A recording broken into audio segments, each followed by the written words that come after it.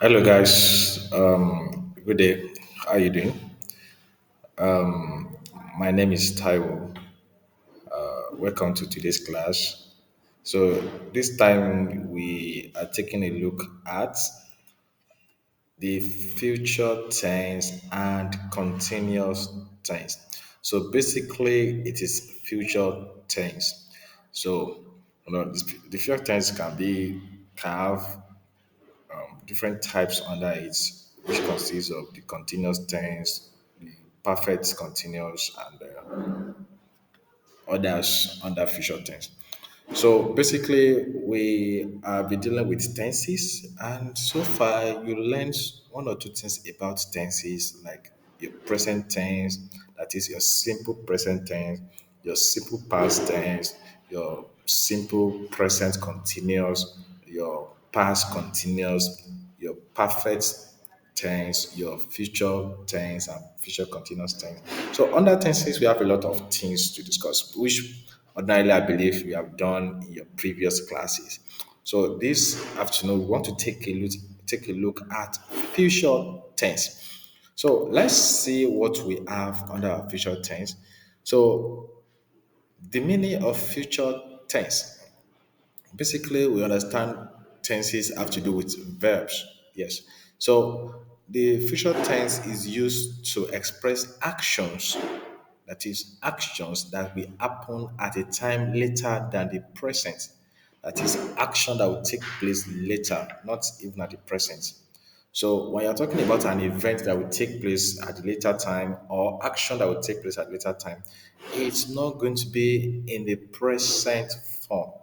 So it's a future event, a future action waiting to happen.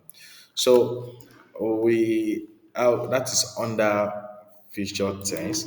So basically we have three major types of future tense. So the first one we have the simple future tense, which is itself simple future tense. Other ones we have future continuous tense, and lastly we have the future perfect tense. So we'll be taking a look at it one after the other. So let's start with the simple future tense. Now, in your simple future tense, like I mentioned during my discussion about the meaning, so it's an action that is going to take place later than the present time. So basically, for you to identify or to know the structure of how future tense looks like, so we have some structure to that, which consists under the future tense, we have the subject, then the which or shall, then the base form, or basically the form or the verb of the sentence. So, what do we use the tenses for? What do we use future tense for? Number one, to express a spontaneous decision and also to predict future events. So, and also we should talk about general future plans. We have some examples under it, which we have number one, I will visit my grandparents tomorrow. Now, based on the structure I told you in the first, from the beginning of the video, I told you in your future tense, it must contain the subject, then will or shall, and the base form of verb. So from the structure we have, do we have the subject? Yes, hi. That stand for the subject. Then which or shall, which we have as the we, and the verb there is visit. So followed by the predicates and other form of structure present. So I will visit. So the word I will visit means it's not action taking place right now, but something that's going to take place maybe tomorrow or later in the day or later in the hour. So it's just an action that is not taking place right now, but predicted to take place later in the day or later in the hour or years or months. I believe you understand that. So she will complete her project by next week. So the project is not yet completed and it's still not even on the process. So it's still a future event. She will. So the word will there is suggesting that it's something that will still take place, but it has not happened. So that is that. So she there is the subject, while the we shall is used to predict or talk about what's going to happen. The complete is the verb there. Then other form of predicates appearing in the sentence. So she will complete her project by next week. So she has not completed it, but she will. That is what is going to happen in the future. So let's go to other forms of future tense. So I told you we have future continuous. So the structure, we have the subject we build, then verb will be in a continuous form, that is verbing. So what do we use it for? To describe an action that will be going or ongoing at a certain point in the future. Don't forget, we're still talking about future tense, but it's going to be a continuous action, even though it's going to happen in the future. So I will be studying at 8 p.m. tonight. I will be studying. Don't forget, I is the subject. Will is already suggesting that it's going to take place later. Then studying is the verb. So is the one is the action or activities that is going to take place later in the future. So I'll be studying at 8 p.m. tonight. So it's a continuous process but taking place in the future. So they will be traveling to London this time next week.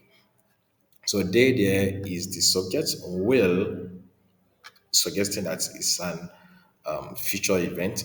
The traveling is the verb that is or the action taking place. So traveling, studying is a continuous action. So that's why we call it a continuous tense. So future continuous tense. So if I tell you I will be traveling or I will be studying later in the day or I'll be sleeping later at night, so it's just a continuous event or an action waiting to take place later in the future. So other forms, we have the last one, okay, second to the last, future perfect tense. So this is talking about the subject, the will have, and the past participle. So how do we use it in a sentence? We use it to describe an action that will be completed before a specific time. Now look at the examples given to us here. By 10 p.m., I will have finished my homework. So don't forget, will here is still suggesting an action that will take place in the future. So I is still the subject, then have still part of so will have is the is the word suggesting a perfect tense of the events taking place in the future. So finished. So you can see the finished is appearing in past participle. So that make it future perfect tense. So if you see structure like this, you should know it is talking about future perfect tense. I will have finished my homework. The second one, she will have left the office before you arrive. So don't forget, she is the subject, will have still part of the action taking place in the future. Then left is the past participle of the that is the verb appearing in past participle of the sentence. So she will have left the office before you arrive. So will have is suggesting that it's something that's going to happen even before you know it. So that's the action waiting to happen in the future. So the last one here is the future perfect continuous tense. So the future perfect continuous tense have structure almost similar to the perfect tense, but this time it is in continuous form. So we have the subject, we have will have been, and the verb is in continuous form. So how do we use it in a sentence? we used it to describe an action that we have been continued up to a certain time in the future. So, example given here, we have by next year, I will have been working at this company for 5 years. So it sounds funny, but yes, it's part of an event waiting to happen. So by next year, I will have been working. So I is the subject will have been should suggest to you that it's talking about a event waiting to happen in the future. Then working is the verb that continues the action. So I will have been working. I will have been working. So that is the structure of the future continuous tense there. So by next year, I will have been working at this company for 5 years. Don't forget what I told you about some of the uses of future tense. Use it to predict what's going to happen in the future. So which exactly the perfect continuous tense is trying to talk about. So this person is predicting what will happen. I will have been working at this company for 5 years. All right, so I believe that settles our future tense and continuous tense. Thank you for your time. See you next time.